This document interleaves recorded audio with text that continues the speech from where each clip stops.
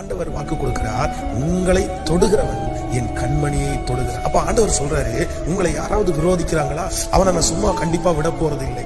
ஒருவேளை இன்றைக்கு உங்களுக்கு விரோதமா எழும்புகிற மனிதர்களுக்கு, ஐயோ இவங்க எல்லாம் வாழ்ந்திருக்கிறாங்களே, எங்களுக்கு விரோதமா எழும்பிட்டு அவங்க சந்தோஷமா இருக்கிறாங்களே, அவங்க ஜாலியா தானே இருக்கிறாங்க, நான் தானே கஷ்டப்படுறேன், ஆண்டவரே இதெல்லாம் பார்த்து சும்மா இருக்கிறீரா, என் சத்ருவை நீ வளர விட்டு இருக்கிறீரா, எனக்கு நாளுக்கு நாள் எனக்கு ரொம்ப பிரஷர் கொடுத்துட்டு தானே இருக்கிறாங்க, அதுக்கு ஒரு முற்றுப்புள்ளி வைக்க மாட்டீரா, கண்டிப்பாக நான் வழக்காடுவேன், கண்டிப்பாக உனக்கு நியாயத்தை வாங்கி தருவேன்.